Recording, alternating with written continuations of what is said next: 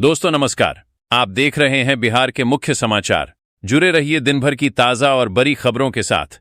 विकास, रोजगार, योजना, पेंशन, साथ ही साथ कृषि, मौसम, राजनीति, सभी खबरें एक एक करके विस्तार से।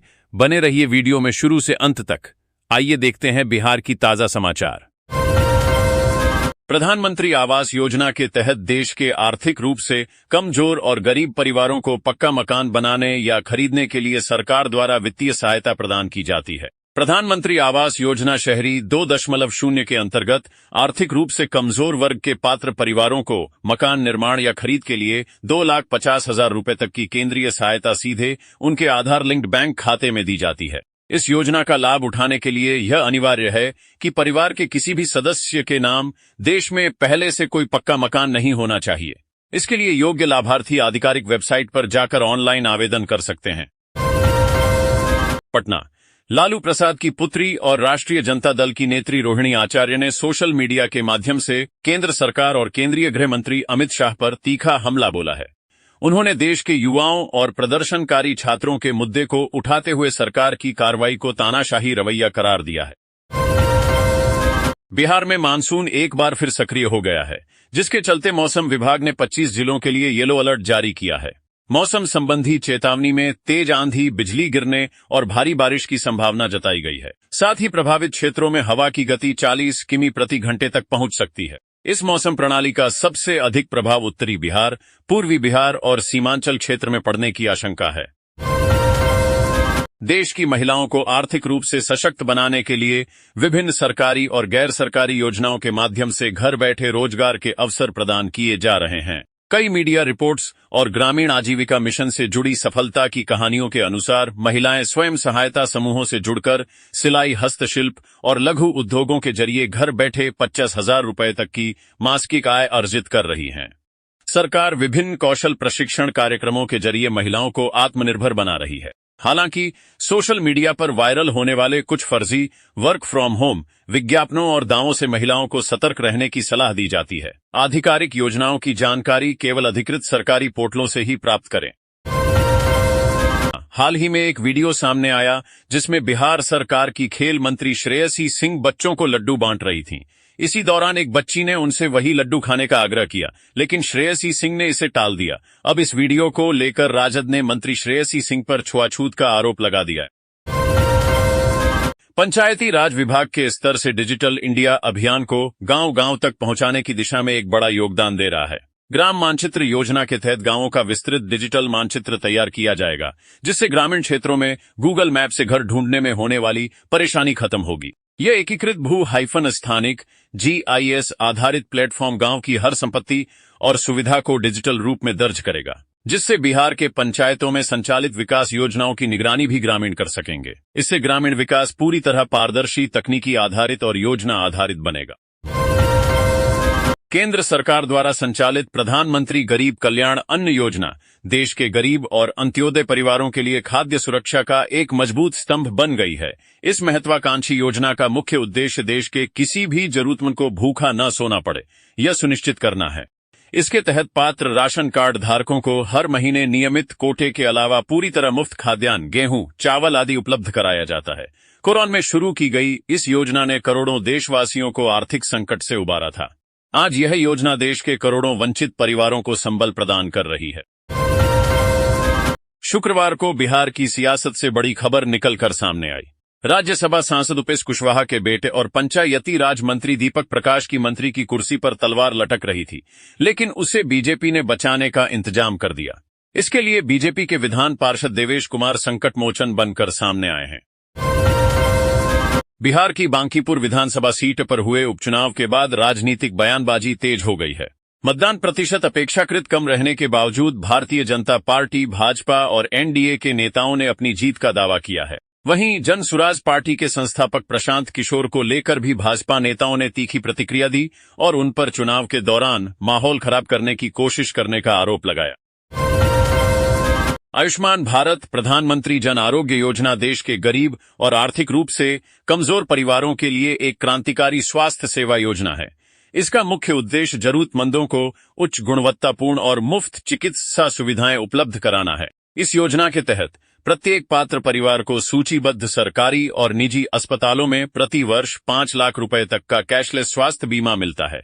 इसके जरिए गंभीर से गंभीर बीमारियों का मुफ्त इलाज संभव हो पा रहा है, जिससे गरीब परिवारों पर इलाज का आर्थिक बोझ नहीं पड़ता। यह योजना स्वास्थ्य सुरक्षा सुनिश्चित करने की दिशा में मील का पत्थर साबित हो रही है।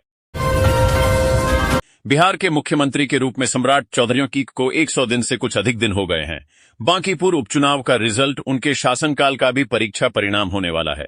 जानकार मानते हैं कि बीजेपी यदि इस सीट पर अपना कब्जा बरकरार रखती है तो इससे सम्राट चौधरी के नेतृत्व को लेकर एक सकारात्मक संदेश जाएगा। उसके अलावा इस चुनाव के मतदान से ठीक पहले नीट यूजी पेपर लीक को लेकर देश में जो हुआ, उसका असर भी इसके परिणाम पर दिखेगा या नहीं, इसका उत्तर भी 3 अगस्त को मिल जाएगा।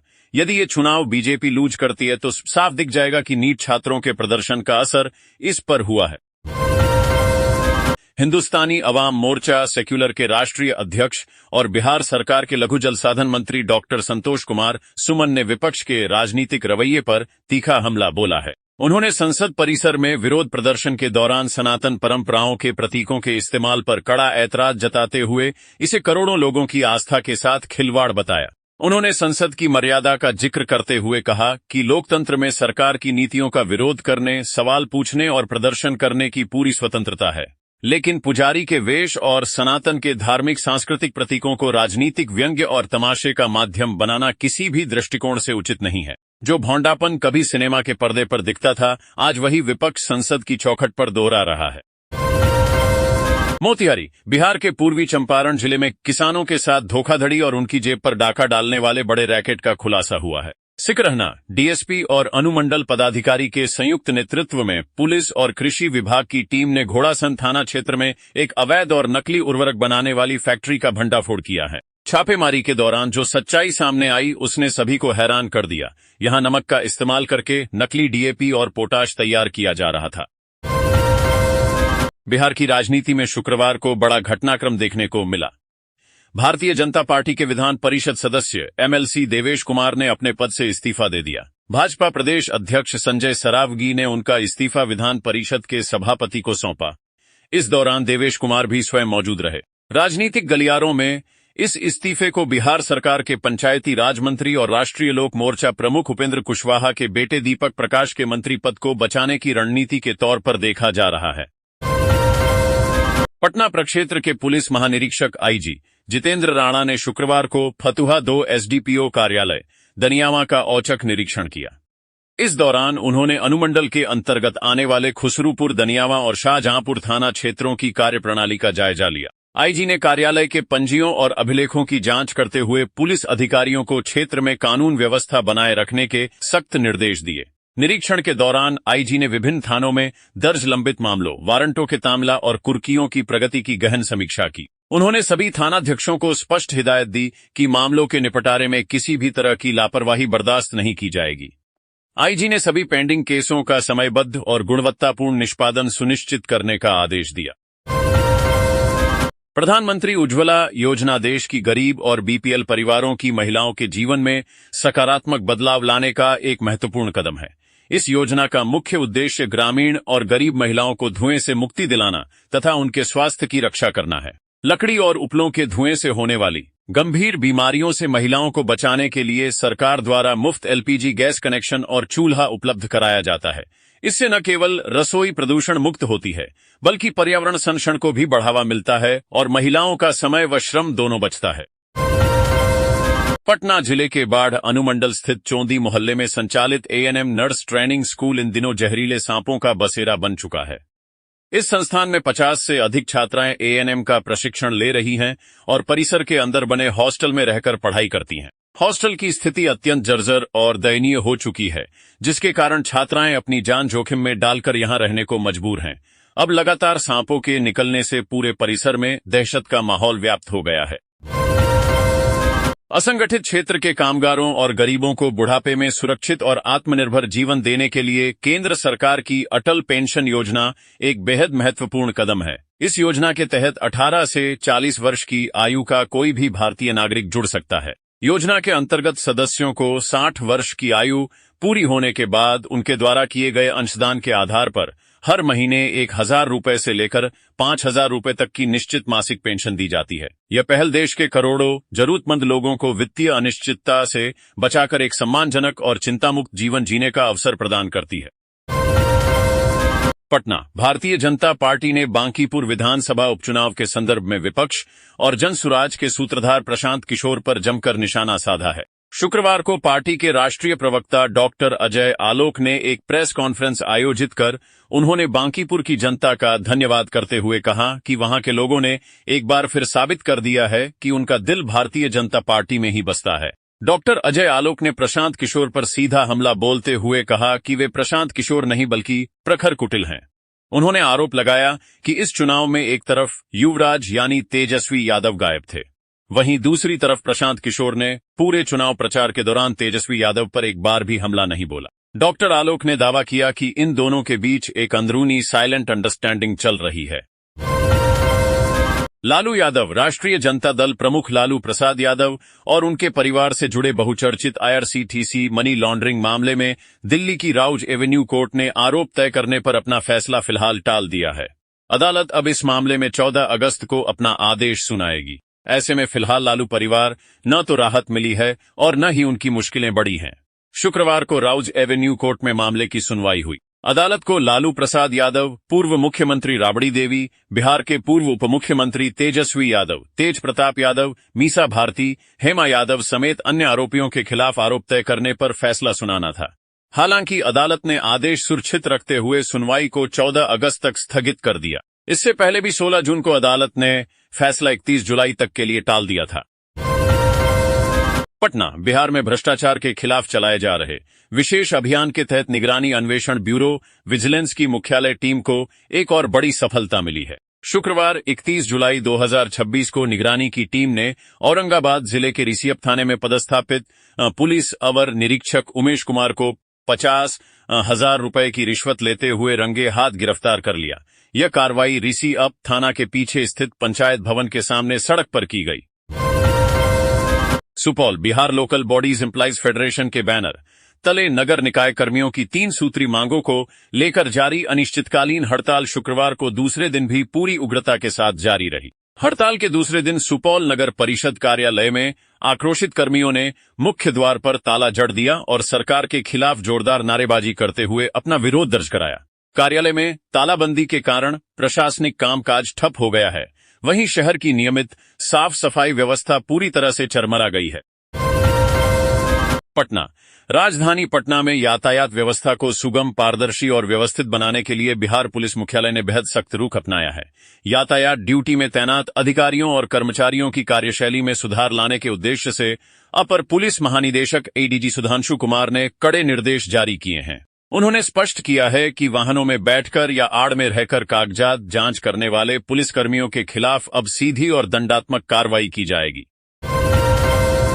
किशनगंज के बहादुरगंज से AIMIM विधायक तौसीफ आलम ने भाजपा सांसद कंगना रनौत द्वारा नीट पेपर लीक आंदोलन पर दिए गए बयान की कड़ी आलोचना की है। पत्रकारों से बातचीत में उन्होंने कंगना के फिल्मी करियर का उल्लेख हुए कई व्यक्तिगत टिप्पणियां की जो सोशल मीडिया पर तेजी से वायरल हो रही हैं। विधायक ने कहा कि लोकतंत्र में आंदोलन और भूख हड़ताल जनता के संवैधानिक अधिकार हैं, जिन्हें हल्के में नहीं लिया जाना चाहिए। उन्होंने नसीहत देते हुए कहा कि कंगना को टिप्पणी करने से पहले आत्ममंथन करना चाहिए तथा अपने पद की गरिमा का पूरा ध्यान रखना चाहिए। पटना, राष्ट्रीय शिक्षा नीति के तहत तय मानक के हिसाब से बिहार में 1.6 लाख 288 शिक्षक अधिक हैं जो अलग अलग जिलों में काम कर रहे हैं। जिस जिले में शिक्षकों की कमी है वहां उन्हें भेजा जाएगा। शिक्षा मंत्री मिथिलेश तिवारी ने शुक्रवार को शिक्षा विभाग स्थित सभा कक्ष में आयोजित संवाददाता सम्मेलन में स्थानांतरण से जुड़े विभिन्न पहलुओं की जानकारी दी। उन्होंने कहा कि आंकड़ों के आकलन से यह बात सामने आई है कि पटना जिले में सबसे अधिक शिक्षकों का पदस्थापन हुआ है। पटना के शहरी क्षेत्र में शिक्षकों के पदस्थापन के लिए अलग नीति आएगी, इसकी समीक्षा की जा रही है। मानक के तहत 30 छात्रों पर एक शिक्षक का प्राविधान है। भोजपुरी फिल्मों के जाने माने अभिनेता और गायक खेसारी लाल यादव ने देश की स्वास्थ्य व्यवस्था को लेकर सोशल मीडिया प्लेटफॉर्म X पर एक लंबा पोस्ट साझा किया है। उन्होंने युवाओं, खासकर जेन Z से स्वास्थ्य सेवाओं में सुधार के लिए एकजुट होकर व्यापक जन आंदोलन शुरू करने की अपील की है। खेसारी का कहना है कि जिस तरह युवाओं ने शिक्षा के मुद्दे पर आंदोलन कर बदलाव की शुरुआत की, उसी तरह अब स्वास्थ्य व्यवस्था को सुधारने की भी जरूरत है। अपने पोस्ट में उन्होंने निजी अस्पतालों, हेल्थ इंश्योरेंस और दवा कंपनियों पर बड़ा सवाल उठाते हुए कहा कि बीमा के बिना आज के समय में इलाज कराना असंभव हो गया है, जबकि छोटे शहरों के सरकारी अस्पतालों की हालत किसी से छिपी नहीं है। उन्होंने आरोप लगाया कि इन कंपनियों और अस्पतालों के गठजोड़ में आम मरीज पूरी तरह फंस चुका है। भागलपुर जिले में पाइपयुक्त प्राकृतिक गैस, पीएनजी और सिटी गैस वितरण सीजीडी नेटवर्क के विस्तार का काम तेजी से आगे बढ़ रहा है। संसद के मानसून सत्र में भागलपुर के सांसद अजय कुमार मंडल द्वारा पूछे गए प्रश्न के जवाब में केंद्रीय पेट्रोलियम एवं प्राकृतिक गैस राज्य मंत्री सुरेश गोपी ने बताया कि भागलपुर, मुंगेर और लखीसराय क्षेत्र में गैस अवसंरचना का लगातार विस्तार किया जा रहा है। मुंगेर से भागलपुर तक बिछाई जा रही गैस पाइपलाइन मुंगेर के तेलिया तालाब से अजगेवीनाथ से 6 किमी पहले तक पहुंच गई है। इंडियन ऑयल के अधिकारियों के अनुसार अजगेवीनाथ से भागलपुर शहर की ओर अक्टूबर से पाइपलाइन बिछाने का कार्य शुरू होगा। भागलपुर जिले के ग्रामीण क्षेत्रों के मरीजों को जल्द ही खून के लिए मायागंज अस्पताल या अन्य बड़े अस्पतालों का चक्कर नहीं लगाना पड़ेगा। मुख्यमंत्री 7 निश्चय योजना के तहत जिले के 9 प्रखंडों के सामुदायिक स्वास्थ्य केंद्रों सीएचसी में रक्त संग्रह केंद्र स्थापित किए जाएंगे। स्वास्थ्य विभाग ने इसकी तैयारी शुरू कर दी है। केंद्र शुरू होने से पहले संबंधित चिकित्सा पदाधिकारियों और लैब टेक्नीशियनों को प्रशिक्षण दिया जाएगा। सरकार रेफरल व्यवस्था को मजबूत करने के साथ सीएचसी स्तर पर स्वास्थ्य सुविधाएं बढ़ाने की दिशा में यह पहल कर रही है। प्रधानमंत्री आवास योजना ग्रामीण के वित्तीय वर्ष 2026 से 27 के लाभुकों के लिए करीब 7 माह बाद केंद्र और राज्य सरकार ने राशि जारी कर दी है। केंद्र व राज्यांश की स्वीकृत राशि पोर्टल पर अंकित कर दी गई है। इसके साथ ही जिले के 14 प्रखंडों में लाभुकों के बैंक खातों में सहायता राशि के सीधे भुगतान की प्रक्रिया तेज हो गई है। Bihar rural development society BRDS की मुख्य कार्यपालक पदाधिकारी अनन्या सिंह ने इस संबंध में जिलाधिकारी और उप विकास आयुक्त को निर्देश जारी किए हैं। पत्र में कहा गया है कि ग्रामीण विकास मंत्रालय भारत सरकार की ओर से प्रधानमंत्री आवास योजना ग्रामीण के तहत केंद्रांश के समानुपातिक राज्यांश की भी स्वीकृति मिल गई है। प्रखंडवार और मदवार राशि का विवरण पोर्टल पर उपलब्ध करा दिया गया है ताकि भुगतान में किसी प्रकार की बाधा नहीं आए। पटना बांकीपुर विधानसभा उपचुनाव एक बार फिर कम वोटिंग प्रतिशत के लिए जाना जाएगा। 2025 बिहार विधानसभा चुनाव में 41.1% वोटिंग हुई थी, जबकि 2026 उपचुनाव में मात्र 34.30% लोगों ने ही वोट डाला। विधानसभा चुनाव से लगभग 7% कम हुआ। ये वोटिंग ट्रेंड न केवल राजनीतिक जगत के लिए बल्कि मीडिया को भी चौंकाने वाला साबित हुआ। आखिर ऐसा क्यों हुआ, इसे समझना होगा। पिछले 1.5 दशक के भीतर जो चुनाव हुए उस चुनाव में कुछ ज्यादा उम्मीद नहीं की या कुछ नया कर परिणाम बदलने की तासीर पैदा करने की कोशिश भी नहीं हुई। इस स्थिर हो चुके वोटिंग टेंडेंसी को बदलने के प्रयास न तो वोटर और न पार्टी या गठबंधन के आधार पर ही हुए। महागठबंधन या एनडीए के बीच वोट प्रतिशत का जो अंतर था उसमें भी कोई खास अंतर नहीं दिखा। महागठबंधन के उम्मीदवार को कुल वोट का 39 से 42% और एनडीए के उम्मीदवार को 59-62% में बंधा बंधाया वोट हासिल होते रहा। दरभंगा बिहार में पिस्टल के साथ युवकों का रील बनाते बहुत वीडियो वायरल होते आपने बहुत देखा होगा, लेकिन दरभंगा जिला के घनश्यामपुर थाना क्षेत्र में एक महिला ही पिस्टल के साथ वीडियो बनाकर वायरल हो गई। महिला का पिस्टल चमकाते हुए डांस का वीडियो तेजी से वायरल हो गया। ये वीडियो दरभंगा पुलिस की जानकारी में भी आया। छानबीन शुरू हुई तो पुलिस को महिला का पता चल गया। वो घनश्यामपुर की लाखो देवी थी। वायरल वीडियो और उसकी जानकारी मिलते ही पुलिस ने महिला लाखो देवी के घर पर छापा मारा। इसके बाद सारे मामले का खुलासा हो गया। पुलिस को लाखो देवी के पर्स से 2 जिंदा कारतूस मिले। इसके बाद पुलिस ने घर की तलाशी लेनी शुरू की। तलाशी के दौरान एक बक्सा पुलिस को दिखा। लाखो देवी ने उस बक्स को किनारे में रख रखा था। पुलिस ने जब बक्सा खुलवाया तो उसमें से वही पिस्टल बरामद हुआ जिसे लेकर लाखो देवी ने वीडियो बनाया था। बांका बिहार के शिक्षा मंत्री मिथिलेश तिवारी ने विद्यालयों में शिक्षण व्यवस्था को और बेहतर बनाने के लिए शिक्षकों के कक्षा में मोबाइल फोन ले जाने पर सख्ती के संकेत दिए हैं। बांका परिसदन में शिक्षा विभाग की समीक्षा बैठक के दौरान मिथिलेश तिवारी ने अधिकारियों को निर्देश दिया कि शिक्षक विद्यालय पहुंचने के बाद कक्षा में जाने से पहले अपना मोबाइल फोन प्रधानाध्यापक के पास जमा कर दें। उन्होंने कहा कि कक्षा के दौरान मोबाइल पर आने वाले फोन और अन्य व्यवधानों से पढ़ाई प्रभावित होती है, जिससे शिक्षक और छात्र दोनों को परेशानी होती है।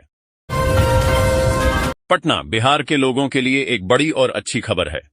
राज्य भर में अब सुधा बूथों पर गाय और भैंस के दूध के साथ साथ बकरी का प्रसंस्कृत, प्रोसेस्ड और पैक्ड दूध भी उपलब्ध कराया जाएगा। Bihar state milk cooperative federation limited COMFED के माध्यम से बकरी दूध का संग्रहण, प्रोसेसिंग और पैकेजिंग कर बिक्री की जाएगी। इस पहल से जहां एक तरफ राज्य के बकरी पालकों की आय में भारी इजाफा होगा, वहीं दूसरी तरफ आम जनता को डेंगू जैसी गंभीर बीमारियों से उबरने और प्रतिरोधक क्षमता बढ़ाने में बड़ी मदद मिलेगी। पटना बांकीपुर विधानसभा उपचुनाव की वोटिंग प्रक्रिया समाप्त हो गई है। काफी कम मतदान भी हुआ, लेकिन यह उपचुनाव सिर्फ जीत और हार दर्ज करने के लिए ही नहीं जाना जाएगा। यह चुनाव इसलिए भी याद किया जाएगा क्योंकि जनसुराज के नायक प्रशांत किशोर के चुनावी गुब्बारे की हवा किसने निकाली। क्या दूसरे तीसरे स्थान की जंग ने बीजेपी को नुकसान कम फायदा ज्यादा पहुंचाया? ऐसे कई सवाल के जवाब 3 अगस्त को मिल जाएंगे।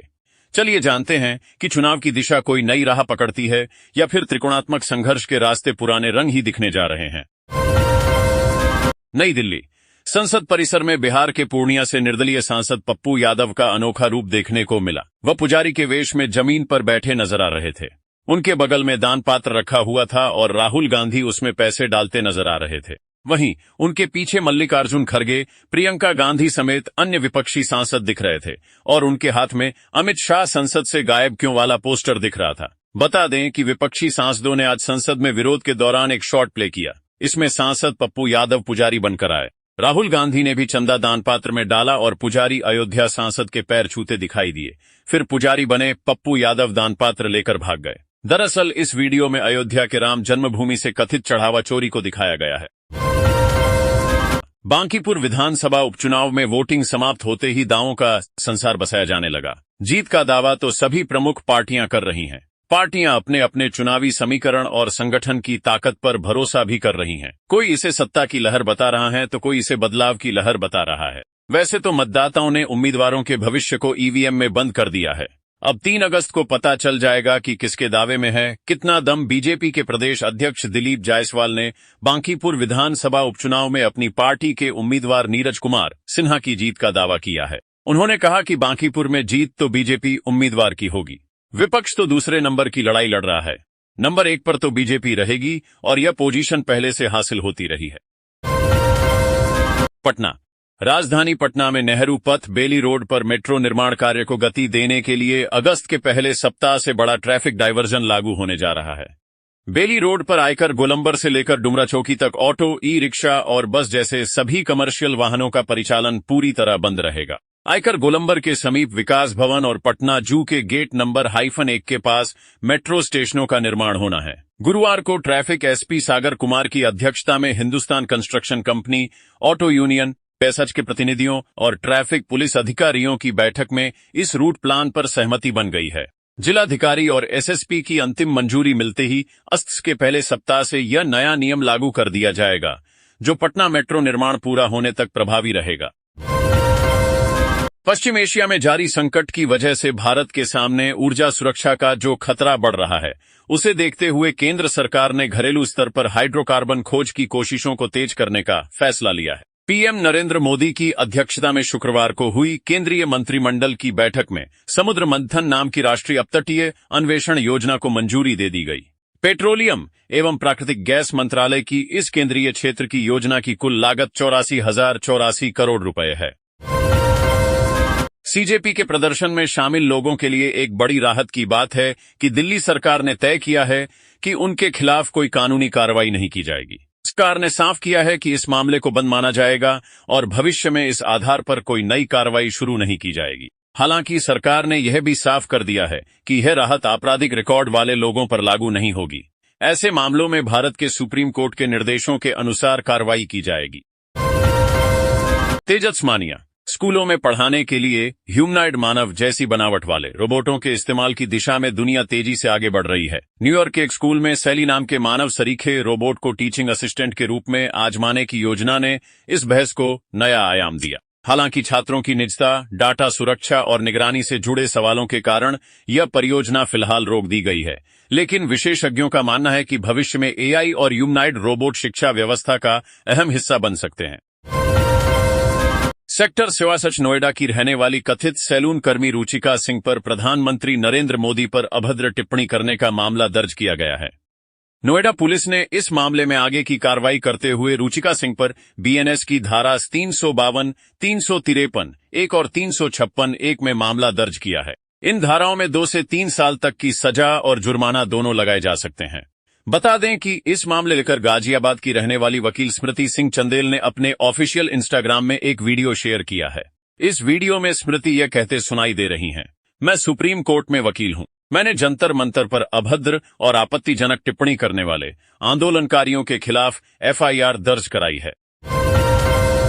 केंद्रीय सड़क परिवहन एवं राजमार्ग मंत्री नितिन गडकरी ने गुरुवार को लोकसभा में बताया कि 20% एथनॉल मिश्रित पेट्रोल ई-20 के इस्तेमाल से वाहनों की ईंधन दक्षता माइलेज में 2 से 6% तक की कमी आ सकती है। यह कमी वाहन की श्रेणी और उसकी उम्र पर निर्भर करेगी, यानी वह कितना पुराना है। हालांकि गडकरी ने स्पष्ट किया कि अब तक किए गए वैज्ञानिक परीक्षणों में ई-बोस के कारण इंजन खराब होने या किसी गंभीर तकनीकी खराबी का कोई प्रमाण नहीं मिला है। गडकरी ने बताया ई-20 पेट्रोल के फायदे। गडकरी ने एक लिखित उत्तर में बताया कि ई-22 पेट्रोल से वाहनों में बेहतर एक्सेलरेशन, स्मूथ ड्राइविंग अनुभव और ई-10 पेट्रोल की तुलना में लगभग 30% कम कार्बन उत्सर्जन होता है। इससे पर्यावरण संरक्षण और प्रदूषण नियंत्रण में महत्वपूर्ण मदद मिलती है। बॉलीवुड में हर एक इमोशन के लिए कोई न कोई गाना जरूर मौजूद है। एक तरफ जहां इसे सिर्फ रोमांटिक नजरिए से ही देखा जाता है, बॉलीवुड ने हमें शादी, पार्टी, डांस, दुख, ब्रेकअप हर एक भाव के लिए गाना दिया है। अगर प्रेमी अपने दिल की बात किसी से नहीं कह पा रहा तो वो कोई ना कोई गाना डेडिकेट करके उससे आसानी से कनेक्ट कर सकता है। आज हम आपको एक विदाई गीत के बारे में बताएंगे जो पूरी शादी धूम धड़के और मस्ती के बाद बेहद भावुक पल होता है। बेटी पिता का घर छोड़कर भीगी पल के लिए पति के घर जाती है। पटना, अंतर्राष्ट्रीय क्रिकेट खिलाड़ी मुकेश कुमार और इंडियन क्रिकेटर आकाशदीप के खेल कोटे से पुलिस उपाधीक्षक डीएसपी बनाए जाने को लेकर गृह विभाग की आरक्षी शाखा ने शुक्रवार को अधिसूचना जारी कर दी। नोटिफिकेशन में कहा गया है कि दोनों खिलाड़ियों के शैक्षणिक एवं खेल प्रमाण पत्र की जांच के बाद बिहार पुलिस मुख्यालय में योगदान स्वीकार किया जाएगा। दोनों खिलाड़ियों को माननी होगी ये शर्त। बिहार उत्कृष्ट खिलाड़ियों की सीधी नियुक्ति नियमावली के अनुसार दोनों को अगले 5 वर्षों तक सक्रिय खिलाड़ी के रूप में प्रतिस्पर्धाओं में शामिल होना होगा। इसका बॉन्ड भी अनिवार्य रूप से देना होगा। बॉन्ड की शर्तों का अनुपालन न करने पर खिलाड़ियों की सेवा संपुष्टि नहीं की जाएगी। पिछले कुछ सालों में भारत का पोल्ट्री सेक्टर तेजी से बढ़ा है। करीब 60 लाख लोग डायरेक्ट इनडायरेक्ट पोल्ट्री बिजनेस से जुड़े हैं। अगर आप भी पोल्ट्री बिजनेस से जुड़ना चाहते हैं तो उसकी बेसिक समझ होनी बहुत जरूरी है। अधिकांश मुर्गी पालकों का मानना है कि इसमें लंबा समय बिताने के बाद ही अच्छी कमाई होती है, लेकिन तो ब्रॉयलर्स पालकर 32 दिनों में कमाई शुरू की जा सकती है। जागरण बिजनेस के साथ खास बातचीत के दौरान पोल्ट्री फेडरेशन ऑफ इंडिया के ज्वाइंट सेक्रेटरी रिकी थापर ने बताया कि आप किसी भी हैचरी से अच्छी क्वालिटी के चूजे खरीद सकते हैं। उन्होंने बताया कि ओपन शेड्स में एक ब्रॉयलर पक्षी के लिए 1.2 स्क्वायर फीट एरिया दिया जाता है। वहीं एनवायरमेंटल कंट्रोल शेड भी होता है जो ऑटोमेशन है, जिसमें automatic feeding system, water system, cooling system है। उसको हम एक पक्षी के लिए 7 स्क्वायर फीट की देते हैं। आप अपनी पक्षियों की संख्या के आधार पर गुणा करते हुए शेड बना सकते हैं। केंद्रीय मंत्रिमंडल ने शुक्रवार को पीएम किसान योजना को अगले 5 साल यानी 2030 से 31 वित्तीय वर्ष तक बढ़ाने की मंजूरी दी। इस पर 3,15,614 रुपए करोड़ का खर्च आएगा। प्रधानमंत्री सम्मान निधि पीएम किसान योजना 24 फरवरी 2019 को शुरू की गई थी और केंद्र सरकार की यह योजना देश भर के किसानों को निश्चित आय सहायता प्रदान करती है। इस योजना के तहत हर पात्र किसान परिवार को सालाना 6,000 रुपए की आर्थिक सहायता मिलती है। यह रकम 2,000 रुपए की 3 बराबर किस्तों में सीधे उनके आधार से जुड़े बैंक खातों में डायरेक्ट बेनिफिट ट्रांसफर के जरिए भेजी जाती है। सूचना और प्रसारण मंत्री अश्विनी वैष्णव ने पत्रकारों को बताया कि कैबिनेट ने पीएम किसान योजना को 5 साल के लिए यानी 2030 से 31 तक बढ़ा दिया है। इस योजना के लिए कुल बजट 3,15,614 रुपए करोड़ है। जय हिंद, जय भारत, वंदे मातरम। पटना में सोने और चांदी की कीमतों में तेजी जारी। राजधानी पटना के सराफा बाजार में बहुमूल्य धातुओं के दामों में मजबूती दर्ज की गई है। 31 जुलाई 2026 को पटना में 24 कैरेट सोने का भाव लगभग 1,42,420 रुपए से 1,44,650 रुपए प्रति 10 ग्राम के बीच रहा। वहीं आभूषण निर्माण के लिए सबसे ज्यादा उपयोग होने वाले 22 कैरेट सोने की कीमत 1,30,450 रुपए से 1,32,600 रुपए प्रति 10 ग्राम दर्ज की गई। दूसरी ओर चांदी की चमक भी तेज बनी हुई है और बाजार में चांदी का भाव लगभग 2,35,000 रुपए प्रति किलोग्राम के स्तर पर पहुंच गया है। विशेषज्ञों के अनुसार वैश्विक बाजारों के रुख और घरेलू स्तर पर जेवर निर्माताओं की मांग के कारण कीमतों में यह घटबढ़ देखने को मिल रही है। ऊंचे दामों के बावजूद निवेशकों और खरीदारों में बाजार को लेकर उत्साह बना हुआ है।